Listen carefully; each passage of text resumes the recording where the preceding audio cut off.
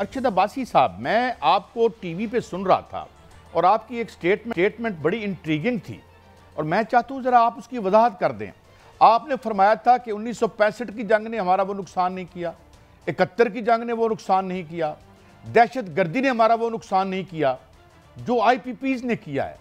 When you say that, what does it mean in black and white? Arshad Abbasi साहब। हाँ जी, सही साहब, देखिए जब भी कोई वार होती है तो इसके इंडिपेंडेंट रिव्यू होते हैं और आप चेक कर सकते हैं। 1948 की वार थी, 65 की, 71 की, कागल 99। आप अगर सबको ऐड करें तो उसके लॉसेस इंडिपेंडेंट मुख्तलिफ इंस्टीट्यूशंस हैं, ज़रा वो कंपेयर करें और हमें पावर सेक्टर ने नुकसान कितना पहुँचाया है। यानी इसने इस हद तक नुकसान पहुँचाया, जो बात कह लेने दीजिए, आज जिसकी वजह से वो आज़ाद कश्मीर के लोग जो बड़े हम्बल से थे, आज देखें वो क्या नारा लगा रहे हैं। वो कहते हैं इंडिपेंडेंट कश्मीर। आपका पंजाब का, सिंध का, आप कहते हैं ना पाकिस्तान की सोवरेनिटी कुछ चैलेंज हो गया। और मैं नहीं कह रहा, हमारे खुद वज़ीर-ए-आज़म साहब इंटरनेशनल वर्ल्ड फोरम पे कह रहे हैं कि जी पावर सेक्टर ने हमें एक जी बैगिंग बॉल बना दिया। देखिए, मैं एक साल किसी अकाउंटेबिलिटी इंस्टीट्यूशन में भी रहा हूँ और मैं खुद देखता हूँ कि सच्ची बात यह है कि हमारे यहाँ जो नेपरा है, जो कि रेगुलेटर है, या मिनिस्ट्री ऑफ पावर है, अगर आज हम सच्ची बात से कोई कमीशन बनाएं तो देखते हैं कि नरेंद्र मोदी या नेतन्याहू या गुलबाशन नेम जो हमारा सबसे बुरा दुश्मन है, उसने हमें क्वांटिटेटिव नुकसान कितना पहुँचाया, इन लोगों ने कितना नुकसान पहुँचाया। और देखिए, इस हद तक आप अपने स्टाफ से पूछिए, आपका जो लो स्टाफ है जिसकी सैलरी 30,000 है, 35,000 है, उनका बिल कितना का आ रहा है? क्या दुनिया में किसी और जगह पे ये है? आप कंटिन्यू करें, मैं बाद में अपने सियासी दोस्तों से भी।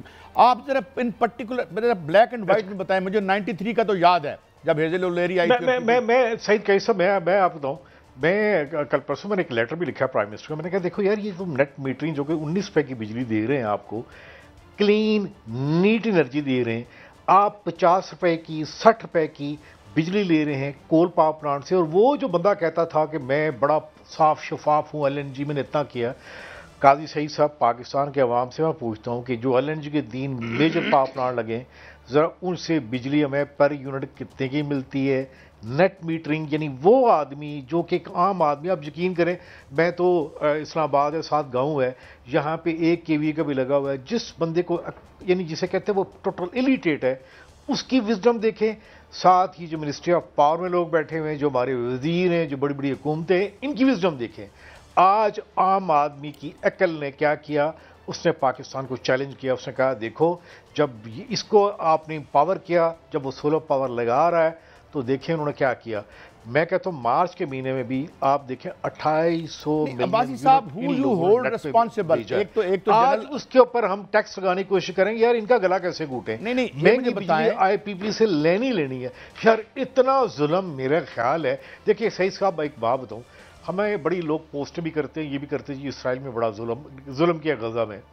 मैं कहता हूँ कि वो जो 40,000 फ़लस्तीनी हैं वो ज़िंदगी कैद से आज़ाद हो गए, वो शहीद हो गए। लेकिन हमें जो अपनी गवर्नमेंट हमें सज़ा दे रही है, हमें कहती वो सज़ा कि ज़िंदगी भर की सज़ा। और आखिरी बात मैं आपको बात कहूँगा, आपने मुझे DSNG भेजी, मैं बैरियर एन्क्लेव में रहता हूँ। आप यकीन करें, एक लोग सवाल करते हैं, कहते हैं ये टैक्स लगा रहे, कभी आपने करप्शन पे किया है? यहाँ पे बैरियर एन्क्लेव में एक LDC है इनकम टैक्स का, उसके पूरी स्ट्रीट का मालिक है, इज ऑनर। वो सेकंड एक डिप्टी डायरेक्टर, उनके प्लादे हैं यहाँ पे। आप देखिए, क्या पाकिस्तान में किसी ने बात की कि ये जो लीकेज है, आप माशाल्लाह बड़े प्रोग्राम करते रहे, कैसे पैसे गए दुबई में? दुबई वो 13 बिलियन कैसे गए और किस किस के? माशाल्लाह हमारे कार्रवाई हो, मुझे बताएं, मेरे भी अजीज दोस्त हैं, वो कहते हैं हम पैसे क्यों लगाएं जब आपका वज़ीर दाखिला वहां लगा रहा हो। कहते हैं जी हमारा राइट है। ये बता नहीं, असल बात टैक्सीज के ऊपर लगा रहे हैं। नहीं, मैं आगे बढ़ता हूँ। जो आपने बात की है, पहले मैं जाऊँगा अली गौहर बलोच साहब रहनुमा, हमारे दोस्त मुस्लिम लीग नून के। अली गौहर बलोच साहब ये माहिर हैं और बड़े इंटरनेशनल इंस्टीट्यूशन में भी ये सर्व करते रहे हैं कि इंडिया ने हमारे साथ वो हाथ नहीं किया जो हमारे अपने हुक्मरानों ने, जिसमें पीपल्स पार्टी भी शामिल थी, मुस्लिम लीग नून भी शामिल थी, PTI भी शामिल थी। क्या ये यानी नेतान्याहू हमारा दुश्मन नहीं है? हमारे घर में हमारे दुश्मन है।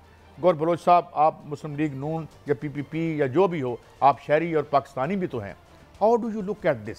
आज जो हमारी बर्बादी माशी हुई है? अली गौहर बलोच साहब। बिस्मिल्लाहिर्रहमानिर्रहीम। देखें, जितने भी पार्टिसिपेंट हैं प्रोग्राम में, जाहिर है वो अपनी जगह पर अपने फील्ड के माहिर हैं और उसमें वो बेहतर राय भी रखते होंगे। किसी की राय के साथ इत्तेफाक करना या इख्तलाफ करना अपना है। मैं एक सियासत का तालिब इल्म हूँ और उसकी हैसियत से मैं ये बात कर रहा हूँ कि 2013 में जो सबसे बड़ा क्राइसिस था वो एनर्जी क्राइसिस था, और उस वक्त पूरे पाकिस्तान में जहाँ कहीं भी हम कंपेन करने जाते थे तो ये कहा जाता था कि अगर लोड शेडिंग का खात्मा हो गया तो आइंदा इससे बड़ा हमारी कौम का और कोई मुतालबा नहीं। अल्हम्दुलिल्लाह वो खात्मा हुआ। जहाँ तक कीमतों की बात है, मुझे याद है कि 2013 से लेकर एंड 18 तक 5, साढ़े 5 रुपये, 6 रुपये तक यूनिट बिजली का आम आवाम को मिलता था, ट्यूबवेल का भी मिलता था। ये पूरी पाकिस्तानी कौम गवाह है। हमारा बैकग्राउंड जो है वो ज़राअत से भी है, तो मैं समझता हूँ कि वो मतलब जो टाइम था जिसमें कि ये कारखाने लगे थे बिजली पैदा करने के और मुल्क की तारीखियाँ दूर हुई। बाकी IPP और बलोच साहब यही तो है। अच्छा, एक और सवाल आपसे बात जारी रखिए। क्यों ये तस्सर है कि आप नेट मीटरिंग या सोलर के खिलाफ हैं? ये तस्सर क्यों है? पॉलिटिकली आपको ये भी तो डैमेज करेगा। ख्याल है कि देखें ना, ये जो बजट है ना, जितने भी प्रोपोगंडा मास्टर्स हैं जो पाकिस्तान में मायूसियों को फैलाते हैं और जो कि खतूत भी लिखते हैं कि पाकिस्तान को IMF कर देना दे, पाकिस्तान की दुश्मनी में हर जगह पर खड़े हो जाते हैं जाकर, चाहे वो कोई भी फॉरम हो, चाहे वो IMF का हो, चाहे वो यूरोपीय यूनियन का हो। उनका हमेशा एक ही मुतालबा होता है कि पाकिस्तान को कर्जा न दे, पाकिस्तान के साथ तल्लुकात न रखे, पाकिस्तान के साथ ये कर दे, और वो समझते हैं कि हम पाकिस्तान के सबसे बड़े चैम्पियन हैं और पाकिस्तान के सबसे बड़े हमदर्द हैं। देखिए, असल बात ये है, मैं तो समझता हूँ कि इन नामजद हालात में, वो तो एक लंबी बहस है, अलग बहस है कि 18 के बाद किस तरह से पाकिस्तान की मईशत को तबाह किया गया, उस पर भी बात हो सकती है। लेकिन ये इन हालात में ये बेस्ट बजट था जिसमें कि खास तौर पर सरकारी मुलाजमीन को उनकी तनख्वाहें बढ़ाई गई हैं, हेल्थ सेक्टर के लिए खतीर रकम रखी गई है। अली गौहर बलोच साहब, मेरे ख्याल में मेरे साथ जो एहसन मलिक साहब हैं, उनका किसी पार्टी से तलब नहीं है। गुजारिश सुन लेना, अब्बासी साहब, मेरी गुजारिश सुन लेना, मैं खत्म कर रहा हूँ। मैं ये गुजारिश कर रहा हूँ कि खास तौर पर जो मतलब है कि आम आदमी पर बोझ नहीं पड़ा। अभी बात हो रही थी कि जो हमारा सेक्टर है जिसमें सैलरीड क्लास को तो आपने यानी सारा टैक्स उस पे लगा दिया। हाउसिंग का सेक्टर है और ये सारे जो प्रॉपर्टी टैक्स लगे हैं। देखिए, बात ये है कि प्रॉपर्टी टैक्स उन लोगों पर ही लगा है जो किसी हद तक अफोर्ड करते हैं, जिन्होंने प्लॉट खरीदने हैं। लेकिन तनख्वाहदार जो प्राइवेट सेक्टर का है वो तो मारा गया। उधर तनख्वाहें आपने सरकारी बढ़ा दी, हमारी जो है वो आपने 35% तक जो है वो टैक्स लगा दिया। अच्छा, चले मैं आगे बढ़ता हूँ। बलोच साहब, मैं दोबारा आपकी तरफ आऊंगा। अगर टैक्स लगे, टैक्स का भी एक टारगेट है ना, किसी ने टैक्स लगने हैं। मैं आपकी तरफ दोबारा आऊंगा। हो सकता हकायक पे मबनी बात करनी चाहिए। हमारे टैक्स टारगेट और हमें अचीव करने चाहिए। हाँ, एक बात जरूर है कि वो तबकात जो पहले टैक्स नेट में नहीं है, नॉन फाइलर के लिए आप तो बाहर वो सफर भी नहीं कर सकते। मैं आता हूं। तमाम इक़दामात का मकसद ये है कि नॉन फाइलर हजरात को भी इसके अंदर लाया जाए। अली भाई, मैं इस पे दोबारा आता हूं। नॉन फाइलर मुझे लगता है फाइलर से ज्यादा टैक्स दे रहा है जो, लेकिन बहरहाल मैं दोबारा आऊंगा। शौकत बसरा साहब, आप कैसे देखते हैं? एक तो ये कि यार 18 के बाद आप बर्बाद कर गए सब कुछ। एक तो पहले मुझे इसकी वजाहत करें जिस तरह अली गौहर भाई ने कहा, और दूसरा ये कि ये मुझे बताएं, एनर्जी सेक्टर में आप भी बाकी पार्टियों में भी रहे यार, ये अब्बासी साहब तो किसी पार्टी के आदमी नहीं है। ये कहते हैं कि नेतान्याहू की, हमें दुश्मन की, हमें दहशतगर्द की ज़रूरत नहीं है, बड़े मुअज़्ज़ज़ दहशतगर्द हमारे मुल्क में मौजूद हैं। जी जी जी जी, अब्बासी साहब की बात से 100% मुत्फिक हूँ कि इतना नुकसान हमें नेतन्याहू, इसराइल हो, भारत हो, हमारा बदतरीन दुश्मन हो, वो नहीं पहुंचा सका जितना हमने हमारे जो अंदर दहशतगर्द हैं, जो फाइनेंशियल दहशतगर्द हैं, जिन्होंने पाकिस्तान के अंदर लूट मार की है, जिन्होंने 76 साल पाकिस्तान को आज़ाद हुए हैं, पाकिस्तान की वो अशराफिया, बल्कि वो क्रिमिनल एलीट जिन्होंने पाकिस्तान को अपनी चिरागा बनाया हुआ है, जो सिर्फ और सिर्फ पाकिस्तान में लूटते हैं, बाहर से मांगते हैं। जैसे हमारा वजीर आज़म आजकल कहता है बेगर्स आर नॉट चूजर्स। वो IMF से पैसा लेते हैं क्या, गरीब जो है वो भी अमीर हुआ है? नहीं, गरीब गरीब से गरीबतर हो गया, अमीर अमीर से अमीरतर हो गया। और यही वो अशराफिया है जो पाकिस्तान यार में बसरा माल साहब, को इस लूटती अशराफिया है। से आपका ताल्लुक भी तो है ना, मुझे बताएं। आपकी साबका पार्टी ने 1993 में जो मुआहदे किए। सर मैं जवाब दे देता हूं भाईजान, मैं जवाब दे देता हूं। वो अशराफिया यहां से माल लूटती है, वो दुबई लीक्स की शक्ल में अपने जायदादें बना लेती है, वो पनामा लीक्स की शक्ल में बना लेती है, एफन फील्ड की शक्ल में बना लेती है।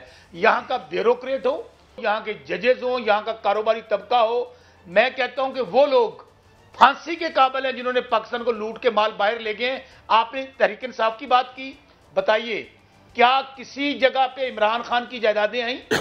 और हम ये कहते हैं कि जिसका तल्लक तहरीक इंसाफ से है, उसने अगर लूट मार करके को माल पाकिस्तान से बाहर ले गया है, बिल्कुल उसके खिलाफ कार्रवाई होनी चाहिए। आज हुकूमत इन्हीं की है ना, जो लोग पाकिस्तान को इस नौबत तक पहुंचाने वाले हैं, जिन्होंने पाकिस्तान को बर्बाद कर दिया है, जिन्होंने पाकिस्तान को कर्जों में डुबो दिया सिर्फ अपनी लूट मार के लिए। यार इस पे आज मैं कहता हूं कि आगे बढ़े। इस पे अली गौहर बलोच साहब, मैं आप सब मुत्तफिक हैं जो है उसको। नहीं, मेरी एक बात सुन लेना। जब तक लूटा हुआ माल, काजी साहब, जब तक लूटा हुआ माल जो पाकिस्तान से बाहर चला गया है, खा वो किसी का भी है, वो पाकिस्तान में वापस नहीं आता। तो भूल जाएं